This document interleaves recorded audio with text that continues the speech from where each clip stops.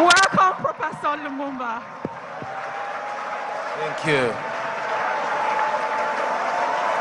Thank you very much.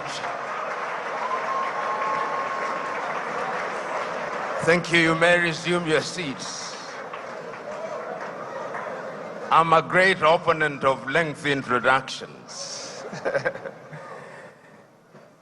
Let me start by thanking the pastor and his wife, and also appreciating those who have spoken before me and those who are present to listen to our presentations. Without you, we would be talking to ourselves.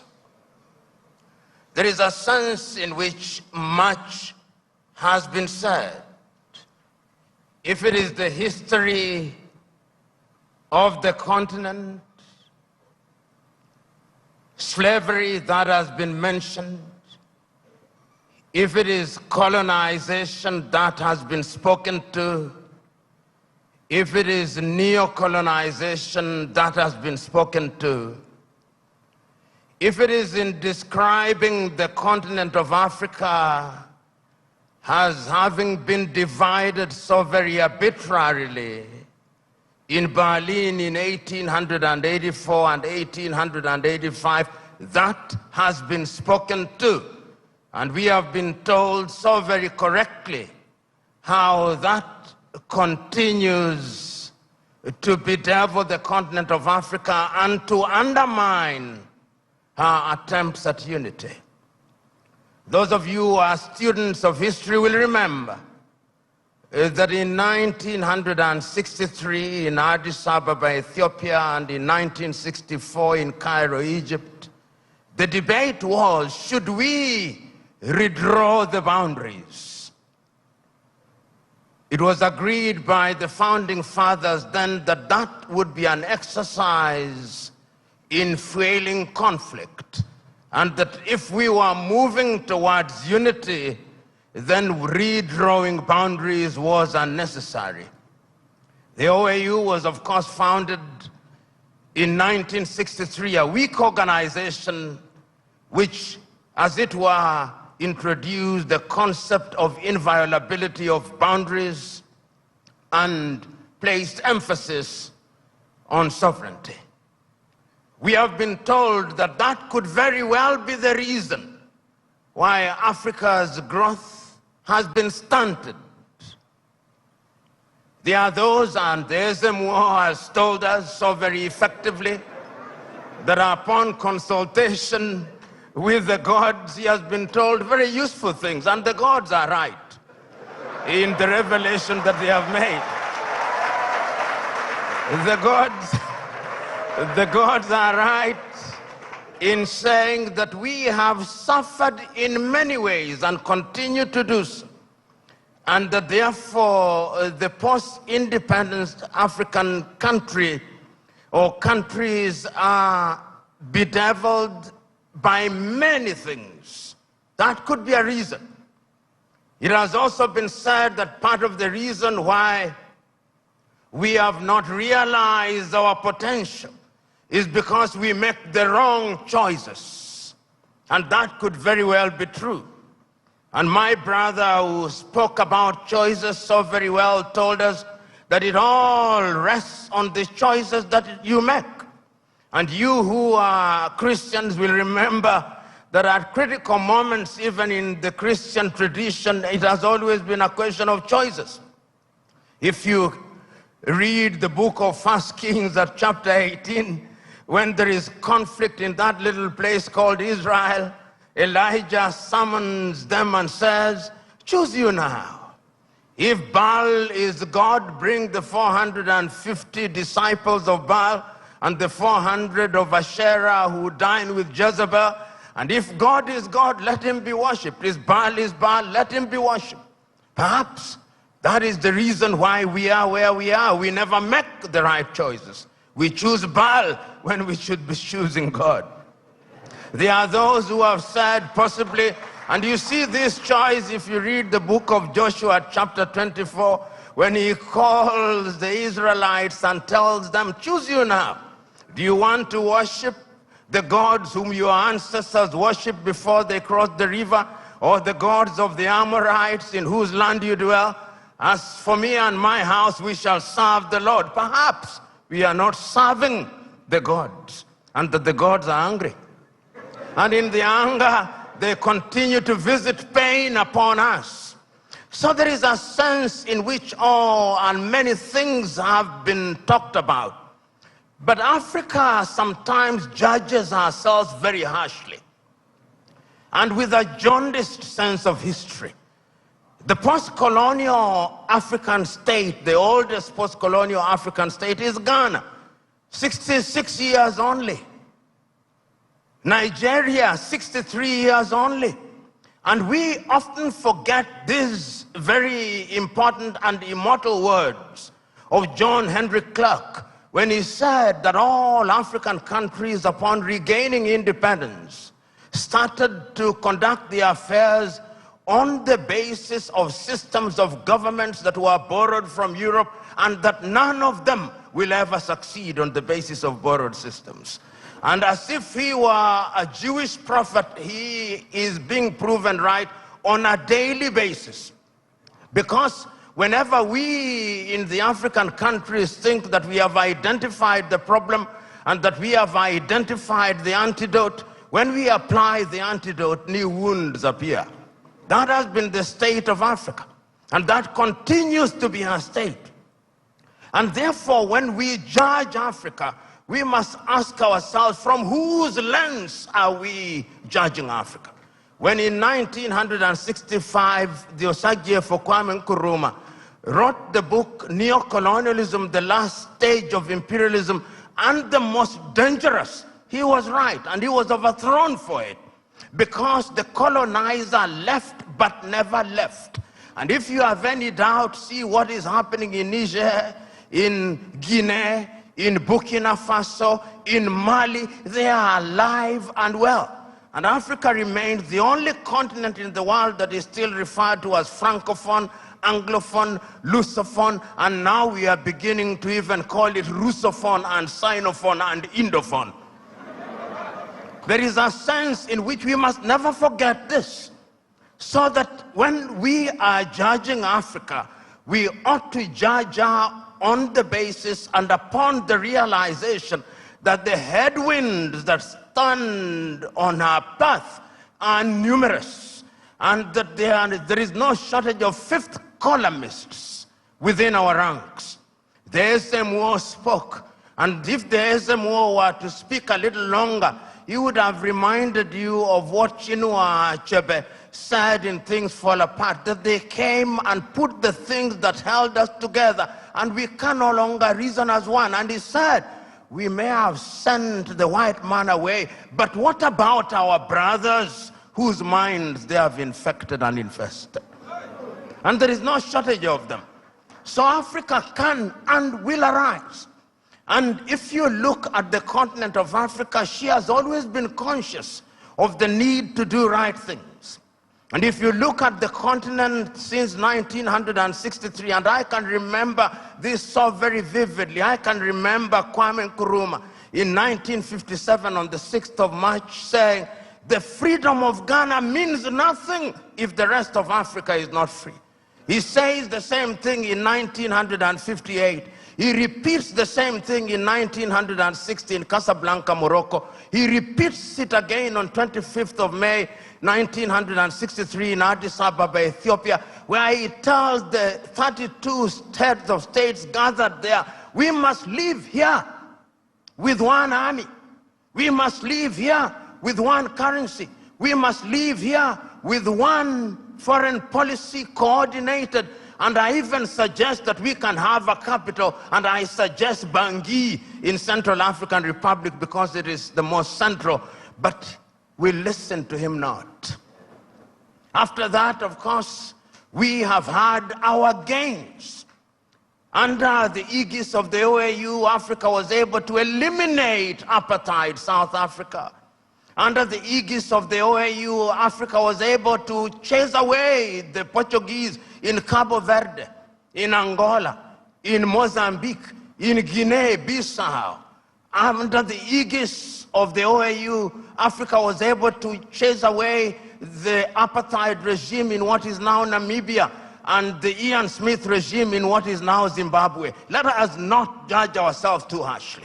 We have made our mistakes, but sometimes it is proper, as my sister said, that we see half full glass rather than half empty. We must not debilitate ourselves by constantly bashing ourselves and looking at Africa from jaundiced eyes from Europe and America.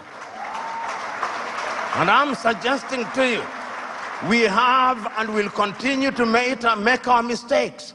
Look at Africa and the decision that she has made for herself over the years. As early as 1980, Africans sitting here in Lagos, Nigeria, came up with the Lagos Plan of Action. And the Lagos Plan of Action told Africa, in order for Africa to realize our potential, we must trade amongst ourselves. But the neo-colonizer was not resting. A little earlier, 5 years earlier, the neo-colonizers had sat down in Lomé, in Togo, not too far from here, and came up with an agreement of African and European and Pacific countries. And when that did not work, they sat again in Cotonou, here in Benin, and came up with the Cotonou Agreement. They are never resting. We must never forget that. The neo-colonialist is alive and well, and is always trying to frustrate what we do, because Africa is their hunting ground. And we did not stop there. When we are doing things, you tell me what Africa has not tried to do. In terms of the airspace, we agreed in Yamoussoukro, in La Côte d'Ivoire, that we will open our airspaces in 1988. We sat in Abuja, here in Nigeria, in 2001 and said we were going to spend not less than 15% of our budget in the health sector. We sat in Malabo, Equatorial Guinea in 2014 and said we were going to focus on agriculture. We sat down in Maputo in 2013 and said we were going to ensure that our women were mainstreamed in the activities of Africa. We sat down in Abuja in 2013, in 2014, and said we were going to have free movement of people, and once again sat down in Kigali, Rwanda 2018 and said we were going to eliminate visas. We sat down in Abuja and said that we were going to silence the guns in 2013. We did not. And we sat down in 2020 and said we were going to silence them. And now the guns are alive and well. And who are supplying us with the weapons? It is not us. It is others.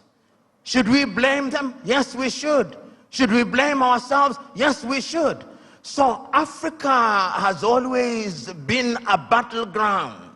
And the rhetoric that we see and the manner in which we ourselves are educated. My sister talked about education. But really, what are we teaching ourselves? It is fella Nicola Pokuti said, "Teacher, don't teach me nonsense."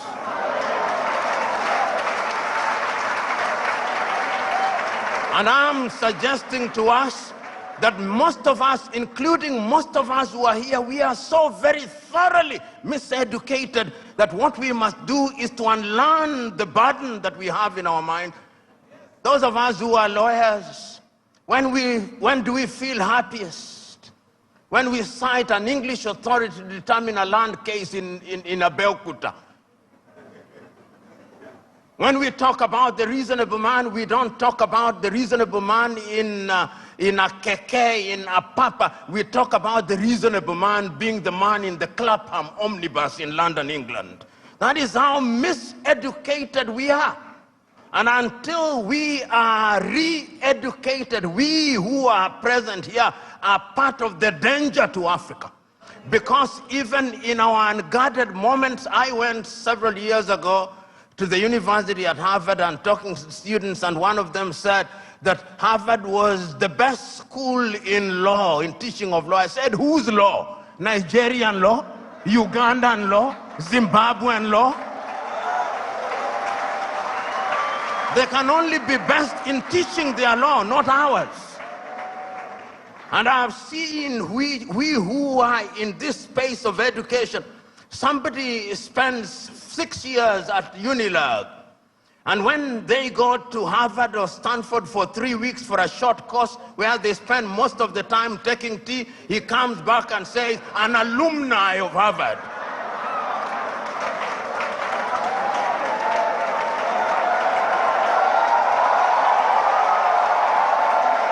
So the time is now. The time is now to begin re-educating ourselves. The time is now to exercise the ghost of low self-esteem. You know, Africa has many things. We have talked about our mineral resources. We've talked about our arable land. We have talked about many things, but from where I sit, the greatest African resource is the human resource. You know, Africa has been so wronged by other civilizations. We were the enablers of the first industrial revolution. When our ancestors were taken to work in the farms in Europe, we enabled that revolution. Right now, we are enabling the fourth industrial revolution and the fifth industrial revolution. That is why they have talent visas, because they are taking our talent. If it is not nurses, it is our IT gurus. If it is not our IT gurus, it is our engineers. And we are gleefully letting them away. I see our heads of state saying, we have signed a contract to take our workers to Saudi Arabia, modern day slavery. And you know, just this morning, my wife sent me a proverb from Turkey that when you elect a clown and you think that he will be a king, what he does is to convert the kingdom into a circus. And I am suggesting to us that that is part of the African problem, because it starts with political hygiene. Most of Africa is suffering because we do not have democracies. We have kakistocracies. And kakistocracies are governments by our very worst. This is what we must deal with, and this is what we must say. Who do we elect into our public offices? Because, as I've said before, when you allow hyenas to take care of goats, why should you be surprised when the goats are eaten? This is the same. And Africa is only going to realize our potential in all areas when, by dint of choice, we enable and allow our best men and women to serve in different areas.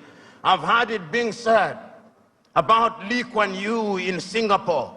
I've heard it being suggested about Mahathir Mohamad in Malaysia. I've heard it being said about Japan. I've heard it being said about other countries. But there was a conscious decision on the part of those individuals and the followership. We always talk about leaders, but we never talk about the followers.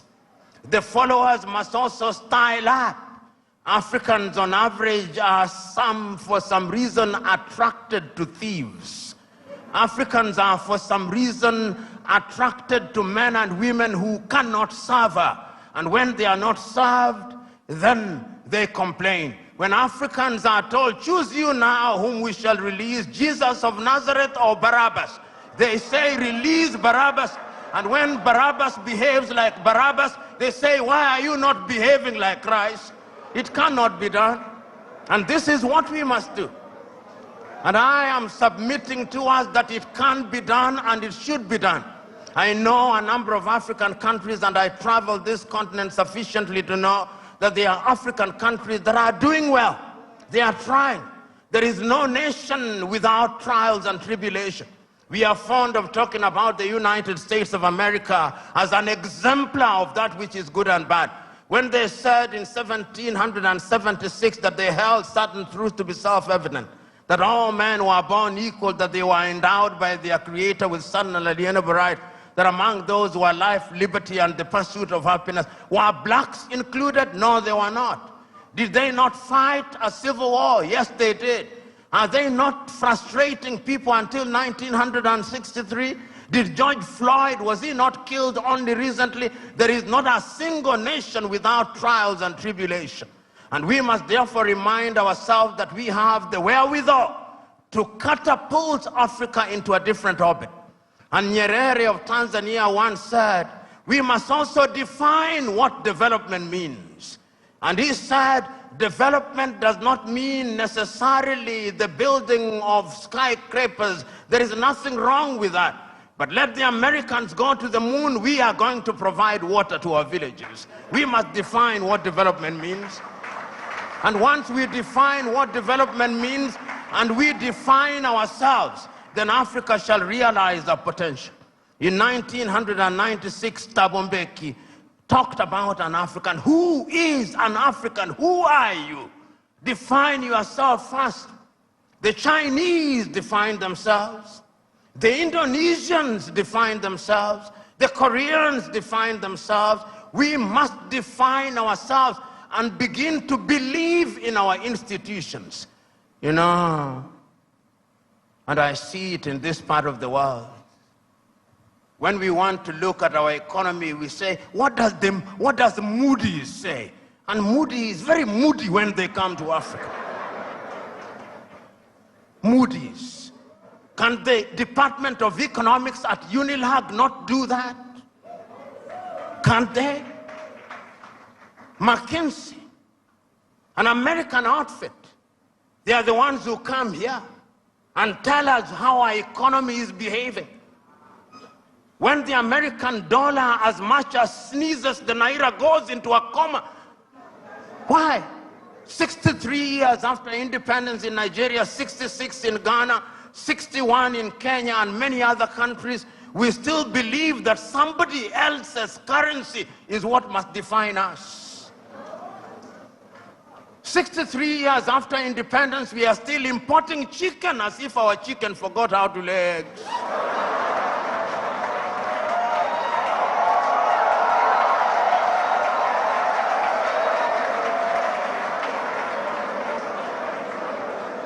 The time is now for Africa to ask fundamental questions. Because if you ask the wrong questions, you'll get the wrong answers. And I'm suggesting to us that Africa is already asking those questions. You know, in the year 2013, African heads of states and government sat in Addis Ababa, Ethiopia. That was during the chairmanship of South Africa's Nkosazana Dlamini Zuma. And they decided that we can no longer continue to live in this muck and mire. Africa must know progress. And they came up with Africa Agenda 2063. My sister spoke to it so very ably and eloquently and passionately. What we don't say is that during that week, Nkosazana Dlamini Zuma wrote an apology letter to Kwame Nkrumah, telling Kwame, we apologize. What we are doing now, you saw in 1963. A house divided against itself cannot stand. Now we are living through Africa Agenda 2063. We are living through the Sustainable Development Goals. And I'm not a Jewish prophet nor related to one, but I can confirm to you we will not fulfill any one of them. You cannot, in the nature of things, engage the reverse gear and then think you'll reach your destination. You cannot. And that is what most African countries have done. So the time is now, as the cliche goes, when you are in a hole, you stop digging. And Africa must stop digging. And if we stop digging and we look at what we have, Africa Continental Free Trade Area says that we are going to trade amongst ourselves in the world. Africa trades ourselves at best at 20%. Europe at about 70%, North America possibly 65%, Asia now going to 60%, Latin America going to 55%, Africa 20%. What must we do? We must stop certain things that stand in our way. Conflict. Look at Africa as I speak to you. Look at Sudan. For the last 2 months, there is no economic activity in Sudan. they are destroying what they once built. Even if you wanted to trade, who do you trade with? Generating as at now 2.5 million refugees. I do not hear the voices of African leaders, no. Their silence is eloquent. And when they speak mutedly in sanitized languages, and people are dying. Children who ought to be vaccinated in Sudan are not getting vaccinated. Here in your neighborhood in Cameroon, children have not gone to school for the last many years. Conflict. In northern Mali, the country is divided de facto into two. In the Democratic Republic of Congo, 120 armed groups, yet it is the busiest airspace in the continent of Africa. Minerals are being taken away to Europe and America. Central African Republic, the same. Libya, the same. Several months ago, I wrote to the chair of the African Union and all African heads of state and said, convene a meeting with only one agenda item. What can we do to save Africa from this slide? Only 4 replied. That is the state of the continent of Africa. We must deal with the basic things. We must solve conflict. We must change our governance. Because if we don't deal with the question of governance, we are going nowhere. Africa has become a continent where after every election there is conflict. Because the pursuit of power is the cutthroat competition where throats are actually cut. And when the SMO was here and he consulted the oracles, he discovered that we have a problem in that direction. And that the sooner we resolve that, the safer we will be. Africa can rise and Africa will rise. But it's not going to rise by prayer and fasting. We must pray and fast, but it will not happen. Because the last time I checked, even those of you are believers, when Abraham was taken from Ur of the Chaldeans and given Canaan, it was not on a silver platter. He had to fight the Canaanites. He had to fight the Philistines. That is the nature of divine instruction. Go ye and subdue the world by the sweat of thy brow. The kitchen where they make manna was closed. Manna will no longer come. Because you must now make your manna. And it is our duty, therefore, as Africans to begin to rethink the younger generation. You know, there is a saying in Chichewa in Malawi that more precious than our children are our children's children. So when we are doing these things, we must remind ourselves that we are doing for this generation and generations yet to be born. When my good sister was speaking, she started in 1969 about the education. We were alive. Then you came to the year 2023 and we are alive.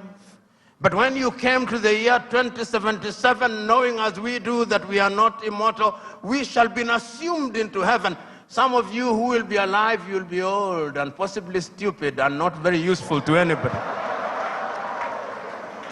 This is why we say it is intergenerational. So, brethren, what we must now do is to ask ourselves, then what do we do? Beyond the rhetoric, what do we do? And what is beautiful in Africa now, not only in the continent of Africa, is that there is a consciousness. You know, I'm in a church setting, and sometimes it is good to remind you, for those of you who believe and believe rightly, even in the Bible, sometimes those who are saying the right things think that they are the only ones, thinking in silo. You remember Elijah going and saying, but Lord, I'm the only one who has not bowed to Baal. He was told, no, there are 7,000 others. And as I travel across Africa, there are 7,000 others. Today I've seen many of them. Today I've had the honor and privilege of listening to many of them. One enlightened more than the other. One more passionate than the other, talking about what we can do and talking about the place of Nigeria in that space. Times without number have talked about Nigeria and reminded Nigerians that the day you become great, that is the day Africa becomes great. When I hear in Nigeria economists and politicians telling me that the GDP of Nigeria is 500 billion United States dollars, and that therefore it is the biggest economy in the world, I am reminded of the words of Yoweri Kaguta Museveni, my friend, when he says, in a debate between dwarfs, what is the value of one dwarf saying I'm taller than the other dwarfs?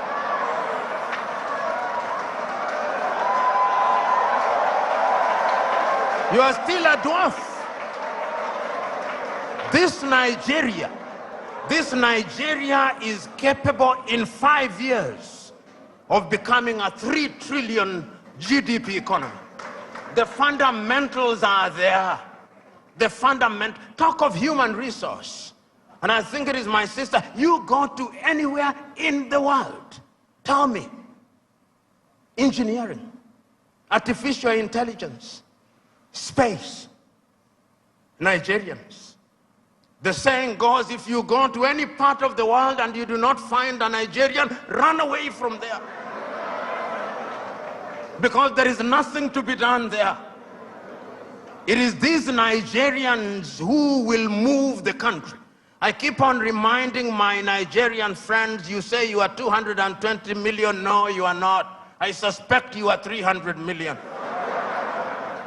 And if my suspicion is correct, you owe this region and this continent the talent. You know, when people talk about instability in Nigeria, I ask them, can you handle refugees from Nigeria? Can you? You cannot. They'll overwhelm the entire West Africa. So it is in Africans' genuine desire that Nigeria remains great and becomes great. All the ingredients are there.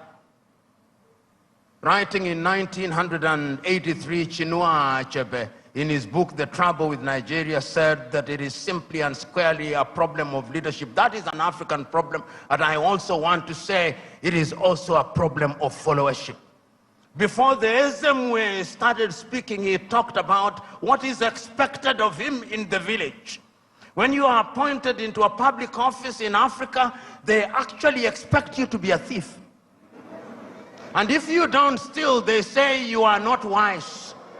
So in the minds of many people in Africa, Abuja and Lagos are hunting grounds where they send their sons and daughters to steal, to take antelopes, which they share in the village. That thinking must change, because service for humanity is what we must look at. And I have no doubt in my mind that Africa can do it.